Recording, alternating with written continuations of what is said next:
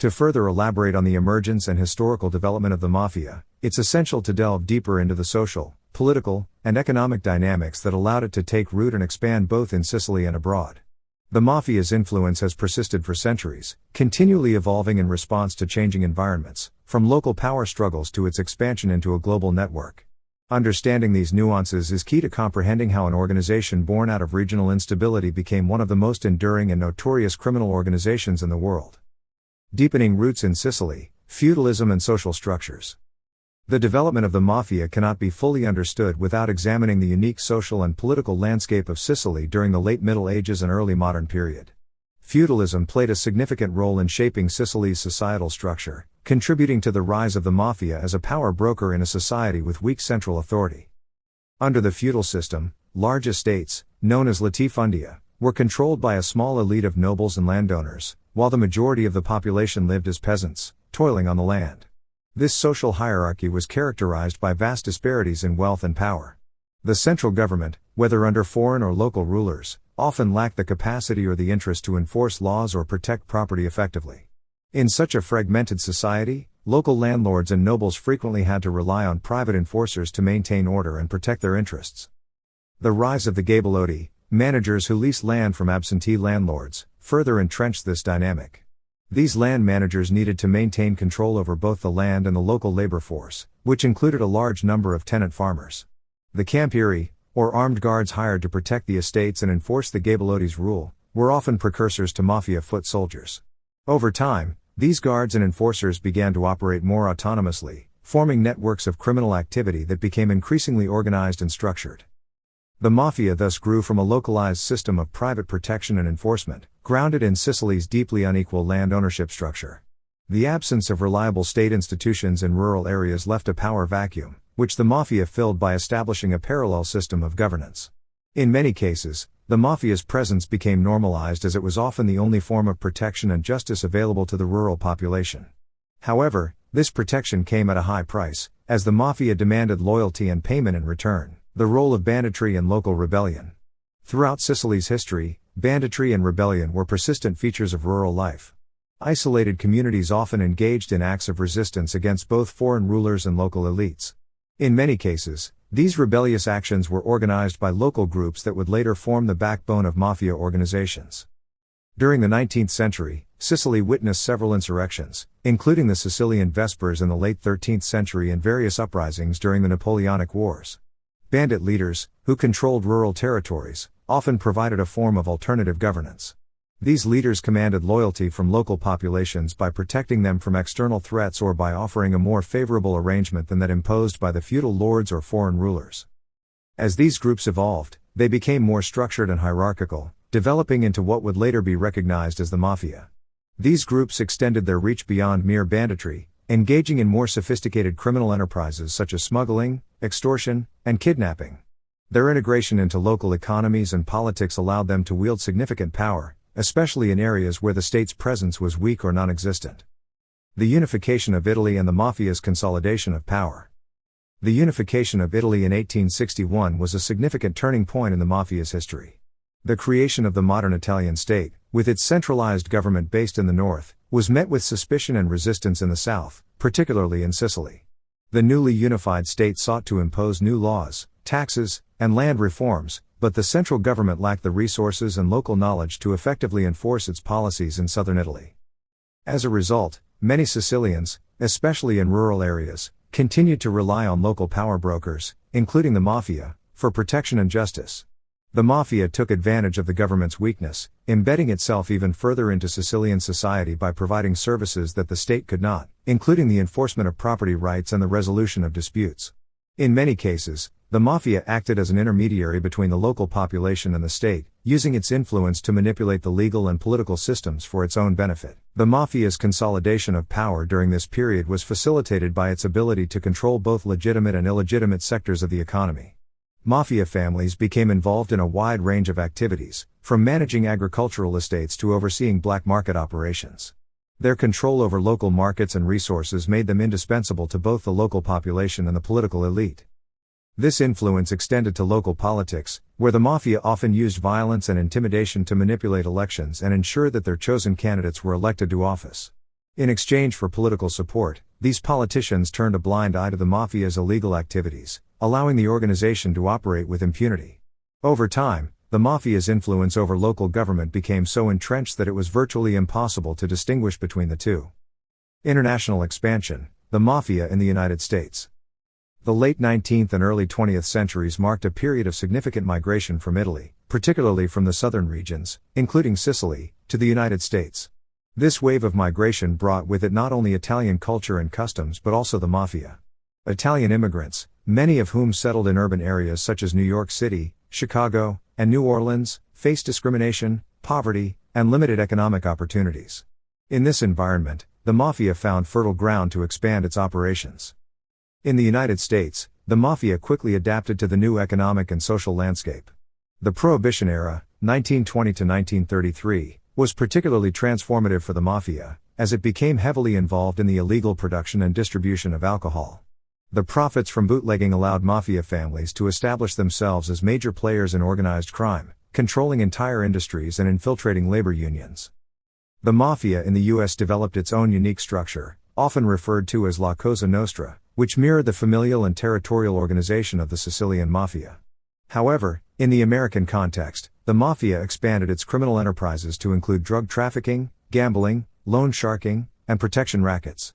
Its influence extended beyond the criminal underworld into legitimate businesses, where Mafia-controlled unions and businesses played a significant role in industries such as construction, shipping, and trucking. The Mafia's cultural influence and media portrayal.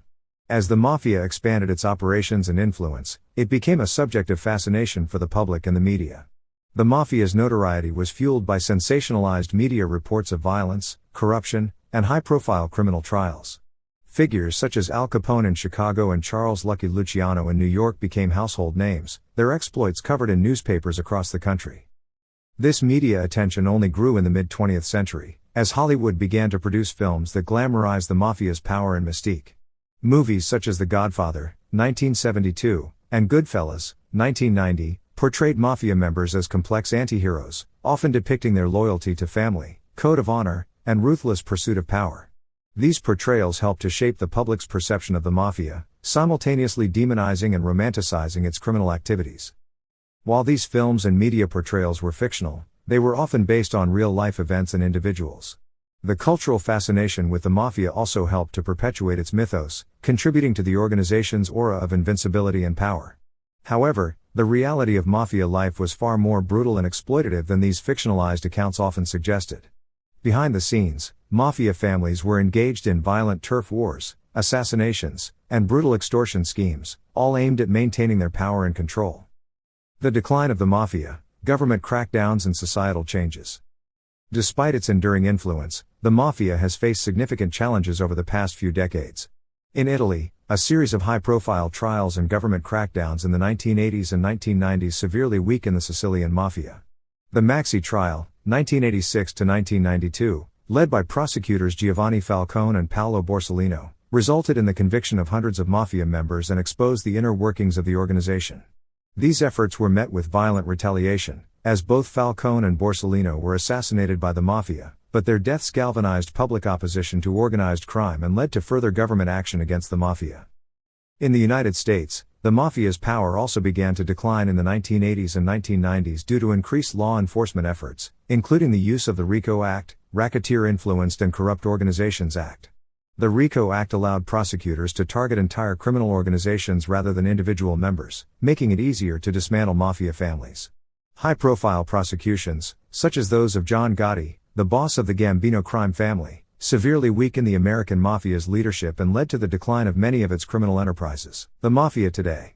Although the Mafia's power has diminished in recent decades, it has not been completely eradicated.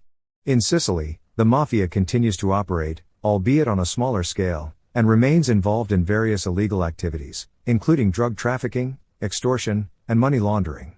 In the U.S., the Mafia's influence has waned significantly, but it still exists in certain pockets of organized crime, particularly in the northeastern states.